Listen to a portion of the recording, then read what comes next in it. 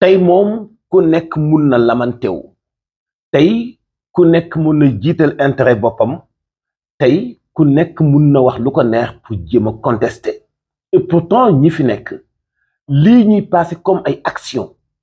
lu ñu digoon askan wi la lu ñu waxoon ni daañu ko def la et ñu ngi respecter seeni ay engagement man yow yéen ñun ñëpp àndandoo woon ni alalu askan wi dañu koy fowee parce que am na am yoo xam ni jaaduwul te ñi nekkoon ci nguuru Macky Sall noonu lañ doon doxale rencontre bu am ngeen teew jël fa kàddu di dénoncer anamu càcc gi nga xam ni moo am ci Sénégal di dénoncer les mauvaises gestions ku mel ni Alioune Tine daf doon sax nodd naan suñuy milliards bu ko kenn sàcc nañu ko dellu siwaat ci Sénégal kon kay bokk na ci moom ñi xamoon ni ñi jiite woon Sénégal dañu doon jalgati alalu askan wi lu ngeen bëgg léegi ñu gis suñu sàcc te duñ ko jàpp ñu gis suñu sàcc bàyyi koog li mu ñu sàcc ñu gis ku jël suñu alal di ko te demoog njabootam te muy alalu Sénégal ñun ñu toog di taaje boni ndax lan xool leen Alioune Tine ak xale yi tubaarkàlla taxaw ñëw pour wax ne suñu milliard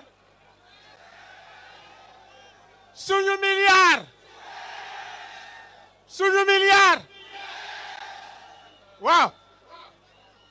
na ko ñëpp dégg na ko ñëpp xam waaw tey dafa am rupture ci ni ñuy doxale lii nga xam ni mooy alalu askan wi mënuñu laa wóolu fal la denk la suñu alal pour xale yi di mën a jàng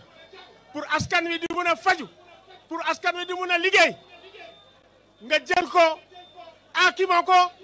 lekk ko te justice du taxaw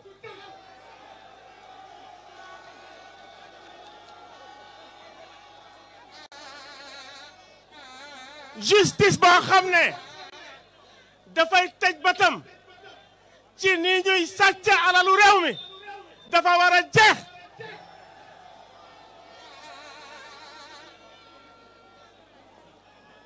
lii nga xam ne moom la Cour des comptes liggéey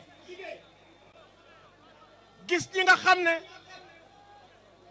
ñoo luubal alalu réew mi ñu joxoñ leen ñooñu lan lañ ci war a def loolu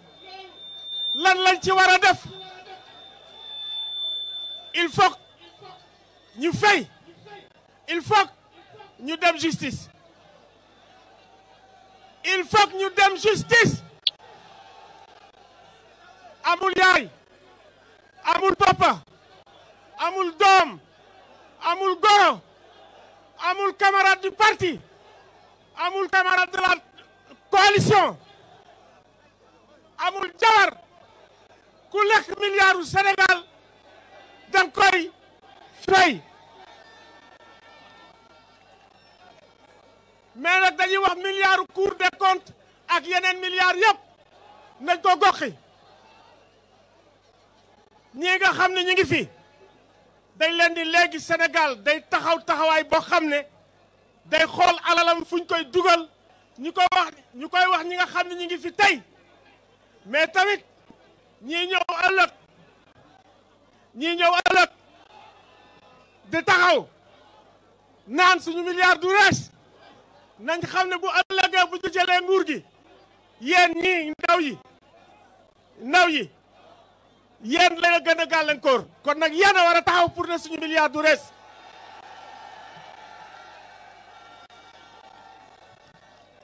kon nag ñu ngi nuyu ñëpp ñu ngi sant ñëpp surtout ndaw yi ci taxawaay bi Sénégalu ëllëg yéen la te Sénégal ay milliards ñu ngi ñëw ndax pétrole bi ndax gaz bi kon nag foog ñu taxaw boo xam ne suñu alal fi mu war a dem daf fay dem te ku ko luubal justice taxaw amul leneen lu ñu mën a dégg amul explication amul dara. man bokk naa ci Sénégal yi nga xam ni ñoo la gën a ëmbal kersa bokk naa ci sénégalais yi la gën a rus bokk naa ci sénégalais yi la gën a défendre bokk naa ci sénégalais yi la gën a jox cër bu muy wax ci yow sax damay xaw a gêné wu parce que dama xam tuuti ci sa parcours ci xeex wàllu droit de l'homme surtout bi nga jiite RADDHO xam la itam ci xam-xam xam la itam ci calme bi nekk ci yow mais wax dëgg yàlla fàtte xaju fi ndax ñun ñëpp a xamoon libéraux yi fi nekkoon ni ñu la ñàkk woon a jox sa gëdd ni ñu la ñàkk woon a faale ni ñu ñàkkoon a faale sénégalais yi ak ni ñu doon fowee alalu askan wi nga bokkoon ci jàmbaar yi doon dénoncé anam gi ñu caxat-caxatee alalu askan wi ci Covid-19 nga bokkoon ci sénégalais yi nga xam ni dañu doon dénoncer gestion Macky Sall ak ñi ànd ak Macky Sall ci ñàkk a faale sénégalais yi boole ci di def lu leen neex te foog ni dara du leen ci fekk misaalu Abdoulaye Sow mi nekkoon ministre ndeysaan xool ko ay kàddoom nee na bàyyi leen affaire fayuwante yi ci wàllu politique te bàyyi nit ñi ngeen di harceler ak di leen ërtal ndax dafay indi musiba monsieur le ministre fii de képp koo xam ni sénégalais tax ngay wax bu dee au nom des sénégalais ngay waxee sénégalais yépp àndandoo bëgg ñu leeral seen seen alal fan lañu ko dugal nan lañu ko jëfandikoo tey mën ngeen ko jàppee harcèlement li ngeen doon def démb Ousmane Sonko du woon harcèlement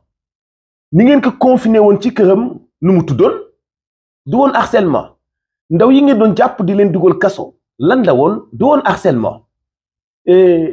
ni ngeen doon bundu xataale presse bi ci Sénégal du woon harcèlement ana mu intimidation gi ngeen doon def te utalu leen ko benn tur nu mu tuddoon lu dul harcèlement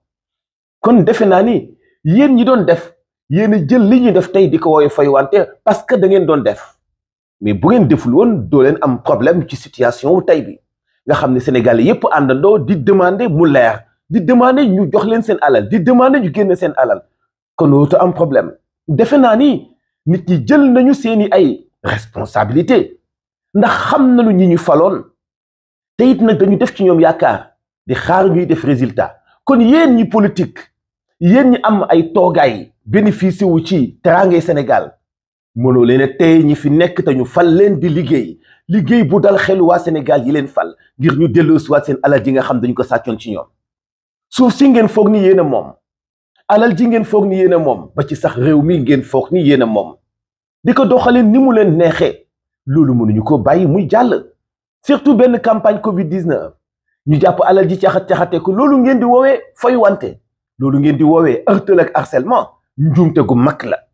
parce que Sénégalais yépp àndandoo demander alal ji na leer ba ci ñiy conteste tey ñépp ni woon waaw démb la alal jooju leer kon ñun li ñuy def suñu devoir la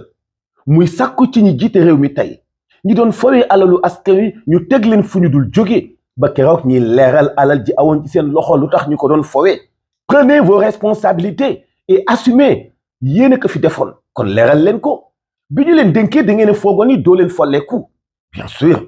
et sénégalais wan leen ni ñun ñoo leen faloon et mën nañ leen a folli fal ñeneen ngeen jël doxalinu politique bi def ko libéralisme ñu ëpp doole gën di not lu neex waay def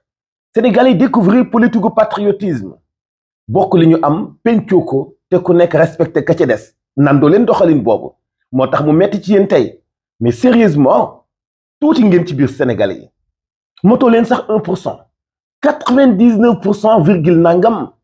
ni réew mi doxee la ñu bëgg te moom la ñu xemmeem gestion yi na leer ngàbbinu yi na leer nañu respectante te ñu dàq fi indiscipline bien sûr indiscipline parce que am na yenn yu di ko def ci alalu askan wi mënut a tekki lu dul indiscipline bëgg facilité ak toog muy dox day dakk Sénégal jaa ngi jëf bokki ci ànd beeg MMD Média abonné leen suñu chaîne jot suñu ay vidéo di like itam te di ko partager seen ay commentaires dinañu dimbali aussi jaa ngeen jëf